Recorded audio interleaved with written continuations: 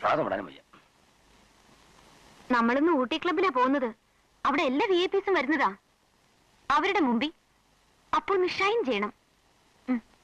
ഞാൻ എന്താ ചെയ്യണ്ടേ? ഞാൻ പറയുന്ന പോലെ അനുസരിക്കാവോ? അപ്പൊ ഇന്നെ പുകഴ്ത്തി സംസാരിക്കണം. അതല്ലേ ഇവിടെ ഒന്നും ചെയ്തോണ്ടിരിക്കുന്നത്. ഇവിടെ പറഞ്ഞ പോരാ, അവരുടെയൊക്കെ മുമ്പ് വെച്ച് പറഞ്ഞാലേ എനിക്കൊരു ഗമയുള്ളൂ. അന്ന് ജെറി പറഞ്ഞ പോലെ പറഞ്ഞാൽ മതിയോ? പിന്നെ ഇന്ന് അപ്പു ഡ്രിങ്ക്സ് കഴിക്കാനേ പാടില്ല. ജെറി മറ്റെല്ലാരും കുടിച്ചു കൂത്താടട്ടെ, നമുക്കത് കണ്ട് രസിക്കാം. ആരും അത്ര നല്ലവരൊന്നുമല്ല, എല്ലാം പൊങ്ങച്ചക്കാരാ.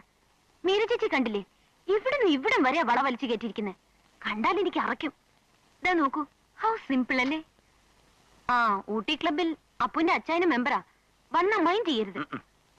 ഈ അപ്പു തീരെ റൊമാൻറ്റിക് അല്ല. ഞാൻ എന്താ ചെയ്യണ്ടേ? ഞാൻ ഇത്രയൊക്കെ ഒരുങ്ങി നിന്നിട്ട് അപ്പുവിനൊന്നും പറയാനില്ലേ? ഞാൻ റൊമാൻറ്റിക് ആണ്, ആയിക്കൊണ്ടിരിക്കുകയാണ്. ഇനി ഒരു അല്പനേരം കൂടെ ഇങ്ങനെ നിൽക്കുകയാണെന്നുണ്ടെങ്കിൽ അരമണിക്കൂർ കഴിഞ്ഞ് പാർട്ടിക്ക് പോകാൻ പറ്റും. അങ്ങനെ ഇപ്പൊ റൊമാൻറ്റിക് ആവണ്ടവാ.